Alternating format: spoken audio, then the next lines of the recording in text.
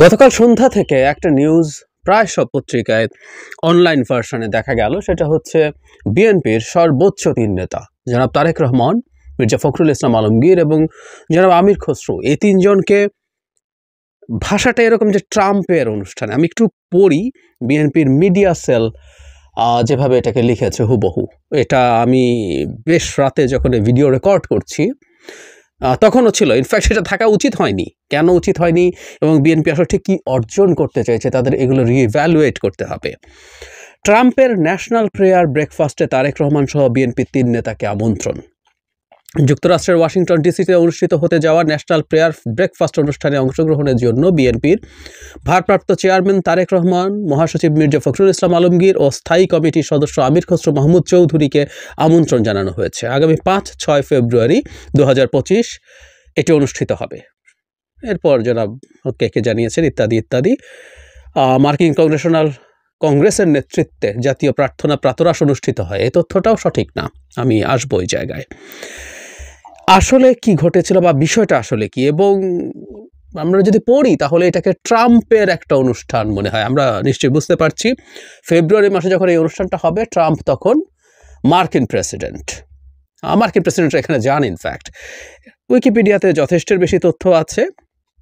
এই অনুষ্ঠানটা হয় হলে ফেব্রুয়ারি প্রথম বৃহস্পতিবার। ইনফ্যাক্ট প্রথম বৃহস্পতিবারে যে ব্রেকফাস্ট, সেখানেই মূল অনুষ্ঠানটা হয়। দুজন বক্তা থাকেন, উইকিপিডিয়াতেই দেখলাম। মার্কিন প্রেসিডেন্ট থাকেন যিনি দায়িত্বে থাকেন, এবং এছাড়া আরেকজন বক্তা সাধারণত থাকেন, এবং সেটা আগে বলা হয় না, ওটা ওদিনই হঠাৎ একটা সারপ্রাইজের মতো থাকে। এটার উদ্দেশ্য সম্পর্কে বলতে গেলে এবং মানে অনেক রকম তথ্যই পাওয়া যায়। 1953 সালে শুরু হয়েছে। গ্রসলি 3500-এর মতো মানুষ, 100 বেশি দেশ থেকে বিভিন্ন শ্রেণী পেশার মানুষ এখানে আসেন। এটা 23 সাল পর্যন্ত কংগ্রেসের মেম্বাররা এটা করতেন। 23 সাল পর্যন্ত বিএনপি তার পেজে যেটা লিখেছে। না, এর পরবর্তীতে ইনফ্যাক্ট এটা পাল্টে গেছে। এখানে ফেলোশিপ ফাউন্ডেশন নামে একটা ফাউন্ডেশন আসলে এটা করে।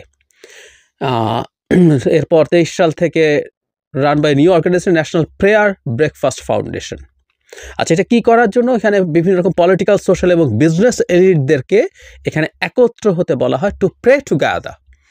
আসলে এখানে মোটামুটি মত প্রকাশ, পরস্পরের সাথে যোগাযোগ, ইন্টারাকশন এগুলো হয়। আমি এটা নিয়ে ইউটিউবে সার্চ করতে গিয়ে দেখলাম যে 2020 সালে ডোনাল্ড ট্রাম্প যখন প্রেসিডেন্ট ছিলেন, তখন তিনি এখানে বক্তৃতা করেছেন। বাইডেনেরও স্পিচ পাওয়া যায়। সো আমার কৌতূহল হলো, তাই আমি ট্রাম্প কি বলেন না বলেন দেখার চেষ্টা করলাম। আপনারা ভিডিওটা দেখে নিতে পারেন। সেখানে তিনি স্বভাবজাতভাবেই প্রতিপক্ষকে খোঁচা এবং নিজের নানা রকম অর্জন, কিছু উইট, কিছু ফান। কিন্তু যেহেতু এটা প্রেয়ার ব্রেকফাস্টের সাথে প্রেয়ারের সূত্র আছে, তিনি এখানে ধর্মের কথা, ক্রিশ্চিয়ানিটির কথা, ক্রিশ্চিয়ানিটির প্রতি বিশ্বাসের কথা, গ্লোবালি ক্রিশ্চিয়ানিটিকে আক্রমণ করা হচ্ছে, অ্যান্টিসেমিটিজম গ্রো করছে, এই ধরনের আলাপ উনি ওনার বক্তৃতায় করছেন। আসলে আমি যেটা বুঝতে পারি যে বিভিন্ন সেক্টরের এলিটকে এখানে নিয়ে আসা হয়। এর সিগনিফিক্যান্স হতে পারতো, কিন্তু আমি সম্প্রতি এটার কারণে মানে যে ভুলভাবে এই প্রেজেন্টেশনটা হয়েছে, এটা এখন খুবই প্রবলেম্যাটিক হয়ে গেছে, আমরা এভাবেই বলতে পারি। কারণ এই ঘটনার পরে বাংলাদেশের মার্কিন দূতাবাসের পক্ষ থেকে জানানো হয়েছে, 2-3টা পত্রিকা কথা বলেছে। তারা বলছেন, আমি পড়ি, যুক্তরাষ্ট্রের ওয়াশিংটন ডিসিতে অনুষ্ঠিতব্য ন্যাশনাল প্রেয়ার ব্রেকফাস্টের সঙ্গে মার্কিন সরকারের কোনো সম্পর্ক নেই। শনিবার রাতে ঢাকাস্থ মার্কিন দূতাবাসের মুখপাত্র আশা বে সমকালকে এই তথ্য নিশ্চিত করেন। 5 ফেব্রুয়ারি হওয়ার কথা আছে। উনি বলেন, মানে মুখপাত্র বলেন, যুক্তরাষ্ট্র ন্যাশনাল প্রেয়ার ব্রেকফাস্ট নামের কোনো অনুষ্ঠানের আয়োজন করছে না। এই অনুষ্ঠানের সঙ্গে যুক্তরাষ্ট্র সরকার সম্পৃক্ত নয়। অনুষ্ঠানটি আয়োজন বা অর্থায়নের সঙ্গেও মার্কিন সরকার সম্পর্ক নেই। এই অনুষ্ঠানের ক্ষেত্রে উনি বলছেন, অনুষ্ঠানে যুক্তরাষ্ট্র সহ বিভিন্ন দেশ অংশ নেয়। মার্কিন সরকার সবসময় ধর্ম ও বিশ্বাসের স্বাধীনতা সহ বিশ্বজুড়ে মানবাধিকার এবং মৌলিক স্বাধীনতার সুরক্ষায় নাগরিক সমাজের অংশগ্রহণকে স্বাগত জানায়, স্পষ্ট করে দিয়েছেন। ওই যে বলেছি, এটা আসলে এক ধরনের একটা বেসরকারি উদ্যোগ, সরকারি কোনো ব্যাপার না। তবে সেই উদ্যোগে প্রেসিডেন্ট যান। আমাদের অনেক বেসরকারি অনুষ্ঠানে রাষ্ট্রপ্রধান বা সরকার প্রধানরা যান, ব্যাপারটা একেবারেই সেই রকম। এবং এটা খুব ছোট গুরুত্বপূর্ণ তাও বলছি না, যেখানে আমেরিকার প্রেসিডেন্ট অনিবার্যভাবে বক্তৃতা করেন এবং সারা পৃথিবীর বিভিন্ন জায়গার এলিটরা আসেন, সেটা ইটসেলফ একটা খুব চমৎকার ব্যাপার। এবং এখানে বিএনপি 3জন নেতার ইনভাইটেড হওয়ারও খুব বড় সিগনিফিক্যান্স আছে। কিন্তু এগুলো ছাপিয়ে বিএনপির পক্ষ থেকে, তাদের মিডিয়া সেলের পক্ষ থেকে যেটা করা হলো, এটা একেবারেই ঠিক হলো না। এবং যখন বাংলাদেশে মার্কিন দূতাবাস এটা নিয়ে এই ধরনের স্টেটমেন্ট না হলেও এক ধরনের তথ্য দিয়েছে কিছু কিছু পত্রিকাকে, তারপরও তারা এই জিনিসটা তাদের পেজে রেখেছেন।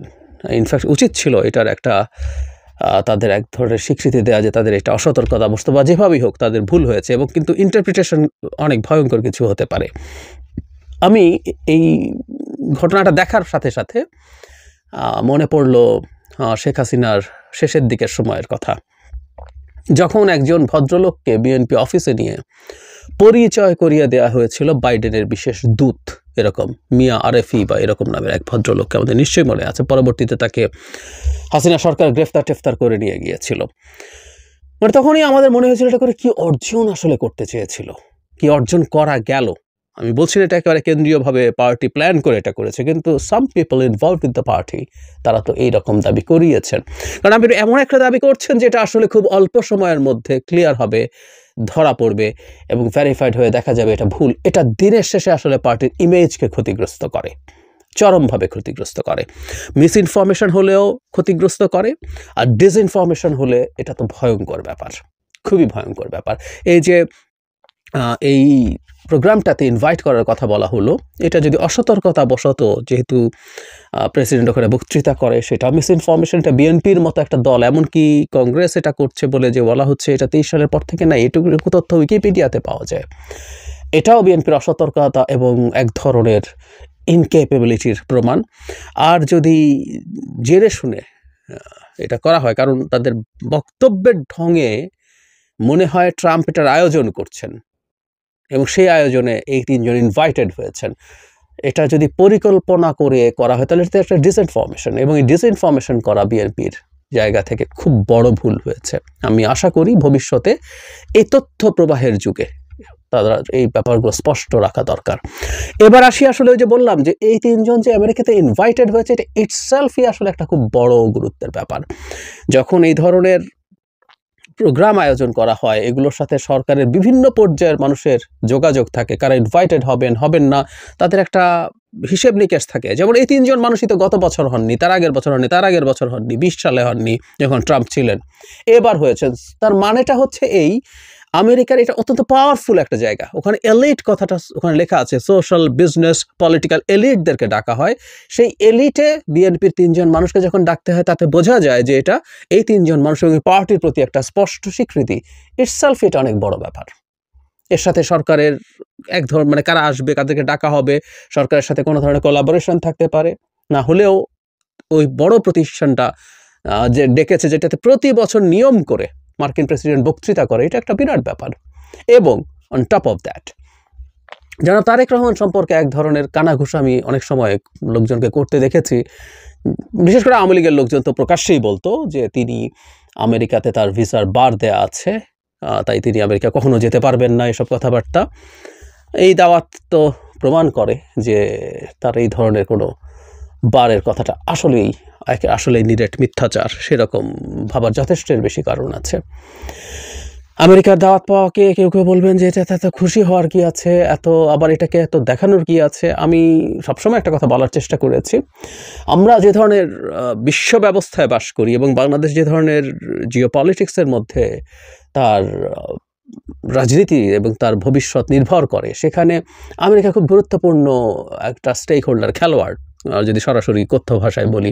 সুতরাং আমেরিকার সাথে ভবিষ্যতের বাংলাদেশের যে দলগুলো রাজনীতি করবে, তাদের ইন্টারাকশন কেমন, তাদের আন্ডারস্ট্যান্ডিং কেমন, এগুলো ম্যাটার করে। এবং বিশেষ করে এখনকার মতো সময়ে যখন বাংলাদেশে একটা সেই অর্থে গণতান্ত্রিক সরকার নেই, ম্যান্ডেট আছে প্রচুর, ম্যান্ডেট মানে ইলেকট্রাল ম্যান্ডেট না, পপুলার ম্যান্ডেট আছে, এটা সত্য কথা।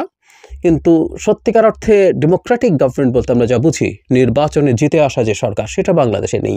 সো এই ধরনের একটা সময়ে বাংলাদেশের ভবিষ্যৎ রাজনীতির প্রেক্ষাপটটা কি, এটা নিয়ে নানা রকম স্পেকুলেশন আছে, নানা রকম মিথ্যা তথ্য, অপতথ্য ছড়িয়ে দেওয়ার চেষ্টা আছে। সেই প্রেক্ষাপটে আমেরিকার মতো একটা পাওয়ারফুল দেশের একটা গুরুত্বপূর্ণ কনফারেন্সে বিএনপির নেতাদের দাওয়াত পাওয়াটা নিশ্চয়ই সিগনিফিক্যান্ট, এবং এটাতেও সমস্যার কিছু নেই, এটা প্রচার করা যেতেই পারে। কিন্তু আগের মতো আবারও বলছি, এমন কিছু বিএনপির করা উচিত না যেটা তাদের দল হিসেবে তাদের ইমেজ ক্ষতিগ্রস্ত করে, এবং এটা শুধু ইন্টারনাল না, এটা বাইরেও। আর একটা কথা মনে রাখতে হবে, কোনো কিছুকে যদি আসলে যতটুকু না তার থেকে বেশি করে দেখানো হয়, এটা যে কারো এক ধরনের ইনফেরিয়রিটি কমপ্লেক্সের ইন্ডিকেশন দেয়। সুতরাং বিএনপি কি আদৌ কোনো ইনফেরিয়রিটি কমপ্লেক্সে ভুগছে? আর যদি ভুগেও থাকে, ইনফেরিয়রিটি কমপ্লেক্স দেখাতে হয় না। রাজনীতির মতো এত জটিল এবং কঠিন একটা মাঠে বসে ইনফেরিয়রিটি কমপ্লেক্স দেখানো প্রতিপক্ষকে বা অনেকে শত্রু আছে তাদের কাছে বার্তা দেয়। এই বার্তাগুলো কখনো কমফোর্টেবল রেজাল্ট বয়ে নিয়ে আসবে না তাদের জন্য। বিএনপিকে খুব সতর্ক হতে হবে ভবিষ্যতে এইসব বিষয়ে। আরেকটা ব্যাপার নিয়ে একটু কথা বলে রাখা দরকার, সেটা হলো বিএনপির যে প্রতিনিধি দল যাচ্ছে তার সাথে কি ডোনাল্ড ট্রাম্পের কোনো বৈঠক হওয়ার সম্ভাবনা আছে? উত্তর হচ্ছে আছে, থাকতেও পারে। তার সাথে না হলেও আমেরিকার কোনো গুরুত্বপূর্ণ পর্যায়ের ব্যক্তিদের সাথে এই তিনজনের বৈঠক হতেই পারে। আমরা জানি ট্রাম্প আসার পর, ক্ষমতায় আসার পর থেকে যেটা হবে সেটা হচ্ছে ট্রাম্পের সাথে যদি ভারতের, এবং স্পষ্টভাবে যদি বলি নরেন্দ্র মোদীর সাথে তার এক ধরনের ব্যক্তিগত সম্পর্কের বিষয় আছে।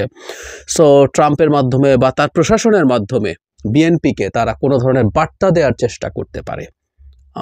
ট্রাম্প এই ক্ষেত্রে দুপক্ষের মধ্যে একটা মধ্যস্থতা, ট্রাম্প বা তার হয়ে অন্য কেউ, তার ডেলিগেট করা কেউ একজন, সেই চেষ্টা করতেই পারে। এটাও যদি হয়ে থাকে, স্টিল এটাও একটা বড় ব্যাপার, কারণ হচ্ছে বিএনপি বাংলাদেশের এই মুহূর্তে একটা সবচেয়ে বড় ফোর্স, যেটা নির্বাচন হলে ক্ষমতায় আসবে এই পরিস্থিতি খুব ভালোভাবেই আছে, তাকেও এন্ডোর্স করছে। এটা দিয়ে আসলে সেই বার্তাটাই দেওয়া হয়। সো হতেই পারে, এবং আমি আগেও বলেছি সেটা হচ্ছে যদি সেটা নাও হয়, যে সংস্থা তাদেরকে ডেকেছে, ইট ইটসেলফ ইজ ভেরি সিগনিফিক্যান্ট।